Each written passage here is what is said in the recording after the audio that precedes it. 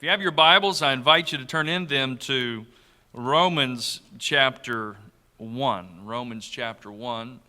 I'm speaking today as a result of doing exactly what some of you are doing, and that is a failure to plan. And I try to speak on Fridays, and I work the schedule months in advance. My secretary hands me back the schedule and has everything highlighted of what I need to do to get different speakers. And I came in the office this morning and I said, "Cheryl, who's speaking today?"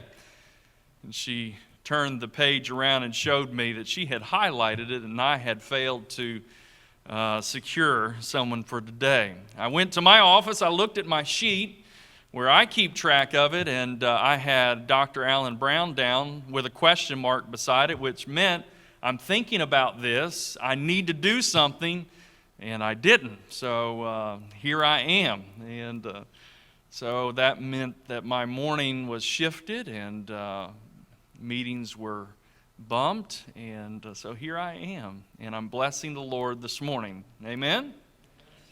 Amen. It's a wonderful joy and privilege to be able to share His Word. Romans 1, we're going to look at verse 18 here in a few minutes. Have you ever wondered what life must be like for a mouse? Has your mind ever gone there? You just wonder, what does it look like? What it goes on in their world. Now I know that I just confirmed for many of you that I've officially lost my mind. And here on campus, we do our best to keep our campus tidy. We do our best to keep things clean. We have a housekeeping department that hopefully is keeping up and vacuuming the floors. I see a bottle of juice here and some, what are those? Those are like fire Funyuns over against the pillar. Who knows where they came from? Somebody's going to get up and steal them while I preach, I promise. But anyway, we try our best to keep things neat and in order. But I would venture to guess, some of you are alarmed at this very thought, but I would venture to guess that in some of these old buildings, we have at least one resident mouse. Some of you ladies, maybe some of you guys are lifting your feet off the floor right now at the thought of having some mice run around your feet. But I wonder, use your imagination for just a moment. Maybe slouch down in your seat and kind of stare around at our beautiful chapel and try to envision it from a mouse's perspective this morning. Can you do that? Just think about what it must look like to come in here as a mouse. You see, for a mouse who perhaps makes this chapel its home, the chapel that we're sitting in this morning is his universe.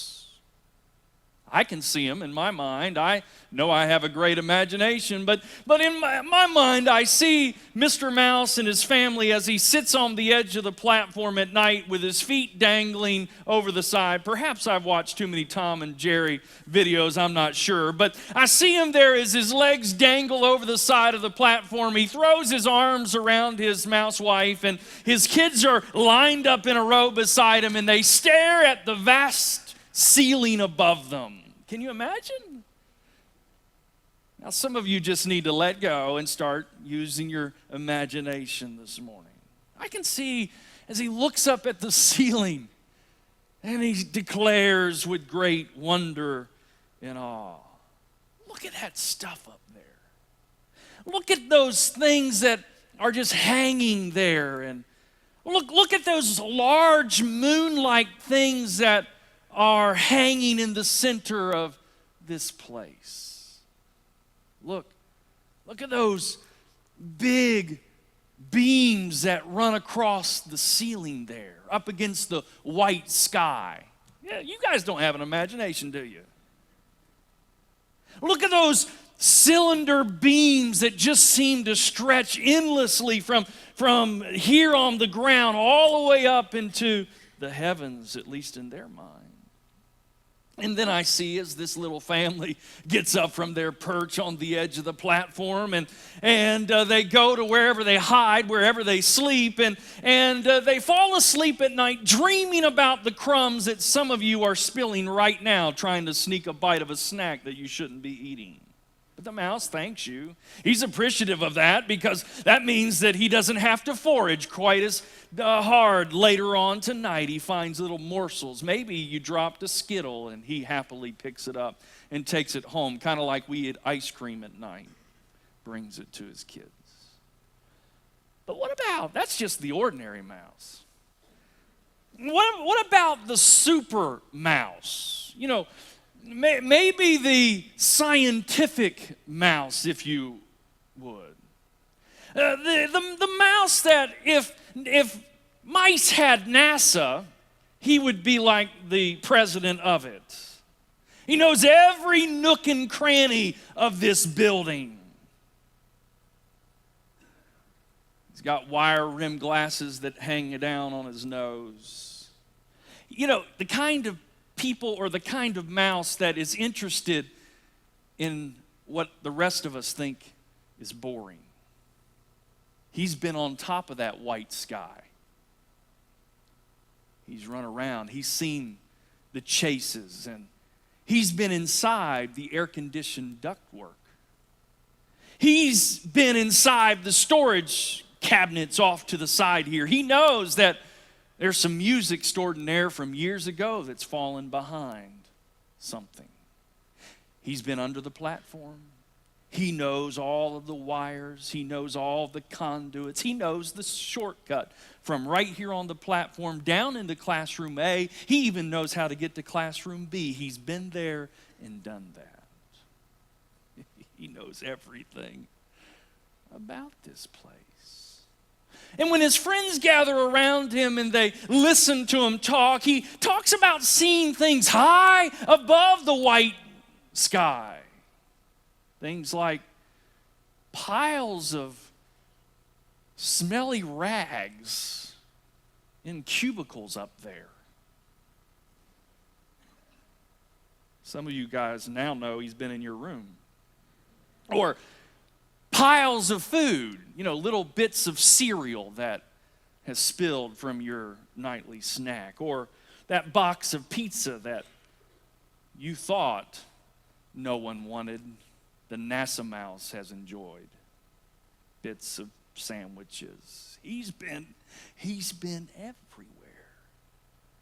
And would you believe that even in the midst of this super mouse explorations, even with his other NASA-type mouse friends and their high-tech instruments, they still, in all of their explorations, remember, use your imaginations, they haven't seen a builder anywhere.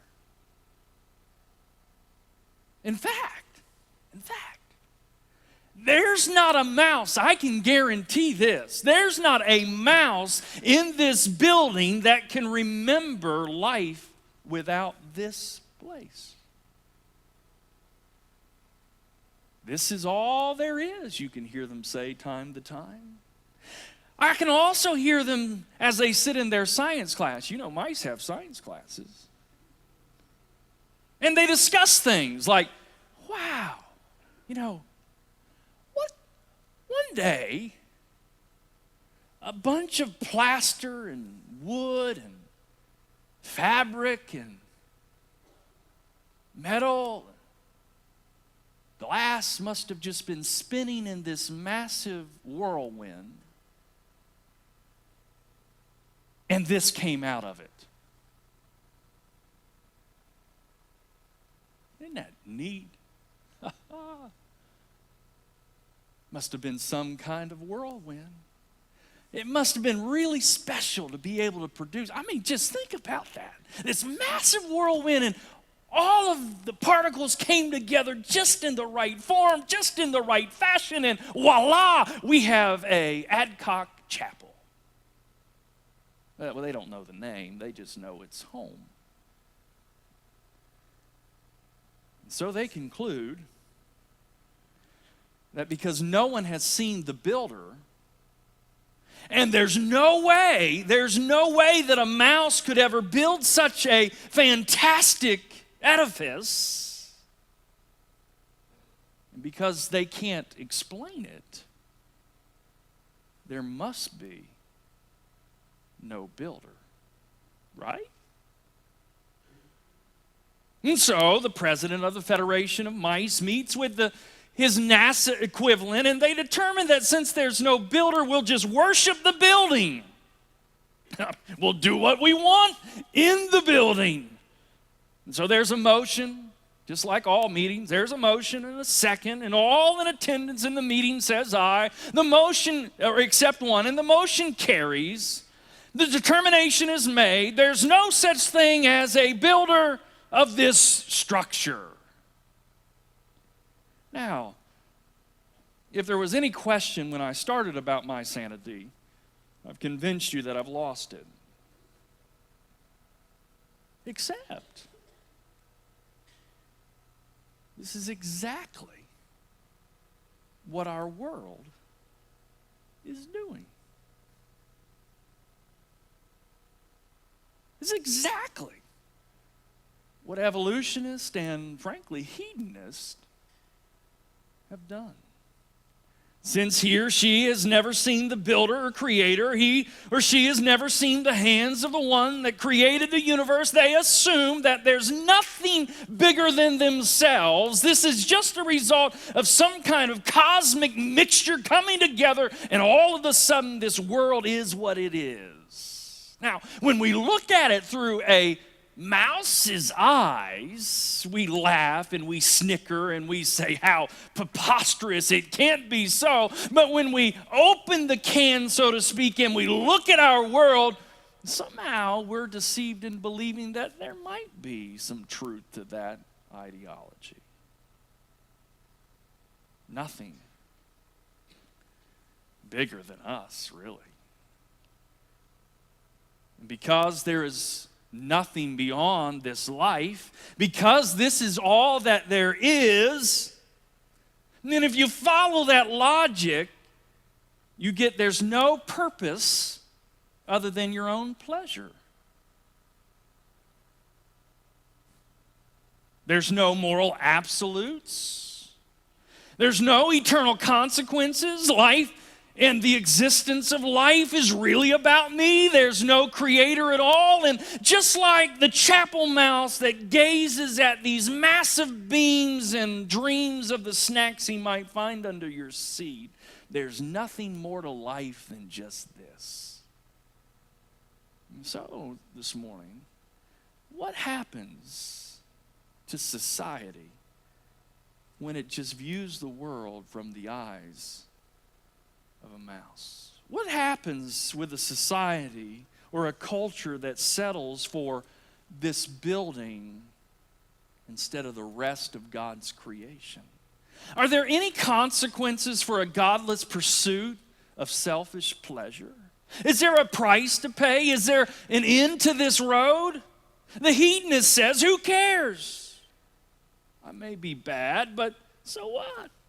How I live is my business. If I want 5 wives, or if I want to marry someone of my same sex, if I want what you've got, if I think you're worth living or I think you're not worth living, I'm right because there are no rules. And who are you to tell me how to conduct my life? You see, he's more concerned about satisfying his personal pursuits and unbridled passions than he is about discovering that there's something greater than himself. Why? Because ultimately, if there's something or someone greater than me, then there is accountability, and we don't like that. Are you still awake this morning?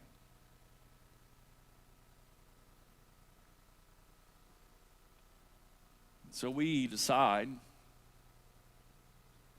to sit on the edge of the platform of life with our arm around our loved ones and gaze at our little world and say, this is all there is. But Romans in chapter 1 specifically in verse 28, gives us a clear glimpse into this world. Because it says that even as they did not like to retain God in their knowledge, God gave them over to a reprobate mind to do those things which are not convenient. If you want to believe that, if you want to endorse that, if you want to chase that, if you want that to be your model of existence, then God is going to simply allow you to have those thoughts. So what happens? First of all, we're not going to get to them all, but first of all, we lose our standard. Now, I'm not talking about the way you dress. I'm talking about a rule, a standard, a measure, an objective. Perhaps a better way of saying it is that we lose our moral compass. A Sunday school student was asked to draw a picture from the Bible, and towards the end of the class, the teacher made the rounds and saw this little girl's drawing, and after seeing the masterpiece, she asked that question that you have to ask some of those students: what is it? And the little student said, that's God. Concerned, her teacher said, now, honey, none of us know what God looks like. And the little student said, well, you will when I'm done. In my teenage years, I was friends with a boy who was trouble. He's the one that introduced me to a lot of the things that I'm embarrassed and ashamed of today. But I can remember one day going to his house, walking into his bedroom, and on his bed there were piles of Levi jeans, back when Levi's were the jeans to own. I don't know what brand is today. But he had piles of them. And I asked him, I said, John, where did you get all of these jeans? And he said, well, I went down to the local department store, and I would take 3 pairs in, try 2 of them on, leave them on, and take the pair back out and act like I was putting it back on the shelf, and I'd wear 2 pairs of jeans out of the store. He said, I did that, and I got this collection of jeans. I said, man, you can't do that. He said, who says? You ought to try it. They're so big, they're never going to miss these jeans anyway. And what he was saying is they have more than I do. And so it's okay for me to take from you. Doesn't matter that it's stealing, because I'm the center of my universe. Now, I don't think there's anyone here, maybe there is, someone here that would walk into a local department store and load up on Levi's jeans, but perhaps there is someone here who will fudge on a test or fudge on a quiz or fudge on this or fudge on that and say, oh, it really doesn't matter, does it? It doesn't, as long as you are the center of your universe. It really doesn't matter if there's not a creator. It really doesn't matter if God doesn't exist. Perhaps you've heard it this way. What's right for you is right for you. What's right for me is right for me. I just don't see it that way. But friends, a God-centered worldview changes things. You see, faith in God challenges the view of a church mouse. You remember that vote I mentioned that took place? The Federation of the Mice and the NASA folks got together. I said there was one negative vote, right? You know, that negative vote came from a mouse that claimed he had seen a blueprint of this building tucked away in a closet. And as he looked at it, he saw a signature of an architect. He saw some notes of the builder in the margin. He also talked about seeing some big, thick book that was open one day, and he saw a picture of these massive beams being put in place by something bigger than themselves. But whenever he talked of these things, he was laughed at and mocked. because he's so narrow-minded as to believe that there could be something bigger than the building itself. You with me? A godly worldview changes and challenges our view of self-supremacy. Remember, if there is a God, then I'm accountable for the way that I live my life. If there is a God, there is a moral compass. If there is a God, then I'm required, or at least I should, find out what pleases Him so that I'm not in trouble with Him. Our world doesn't like that, does it? They want to be in control. They want to be in charge. They want the world to exist as they want it to exist. Reminds me of Colton, our little guy. When he was 4 or 5 years old, he was fixated on this idea of who's the boss. And so you'd tell him something to do, and he'd say, "Who's the boss?" Well, I think it's because he had older siblings that were always telling him what to do, and he wanted to determine whether they were his boss or not. Are you the boss? Who's the boss? One day I said, "Colt, I'm the boss." He said, "But I want to be the boss." Oh, yeah. I'd like to see that world. Be filled with remote control cars and endless ski passes and that. If he were boss. You may think what you're doing is right. You may say that what society says is right is true. Listen, friends. If God says it's wrong, it's wrong. If there's a creator, and the creator's bigger than this chapel, then I, as a little mouse, am in a whole lot of trouble if I'm just living according to my whims and my wishes. A little boy came running to his mother and said, "Mama, I'm as tall as Goliath." His mother said, "Son, our best guess is that Goliath is over 9 feet tall." You're not as tall as Goliath." "Sure I am," said the boy. He said, "I've made my own ruler, and it says I'm over 9 feet tall." Here's the scary part. Some of you have been making your own ruler. Oh, it really doesn't matter. Does God really even care? Surely it's not that big of a deal. No one will notice. It's just between me and the wall. That's great if your ruler's accurate. What's scary to me is that this is slipping, this idea is even slipping into our church world.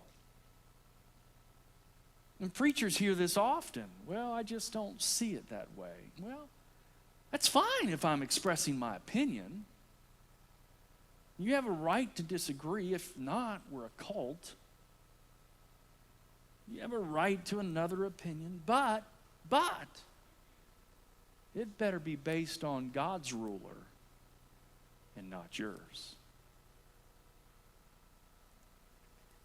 It better be based on God's teaching, not mine. So, how big is your world?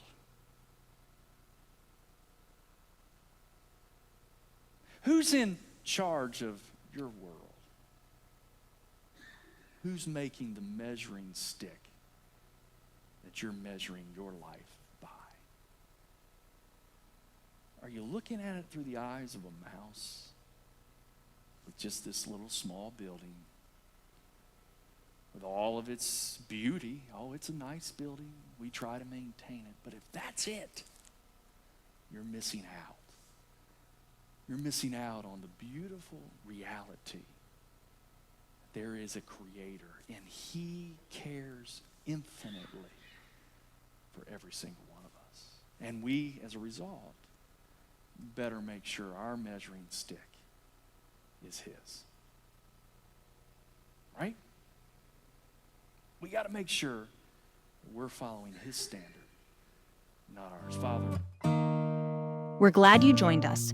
God's Bible School and College prepares students for lives of ministry wherever God calls them. This content is possible because of the generous support of friends like you. To support GBSC, visit giving.gbs.edu. Thank you.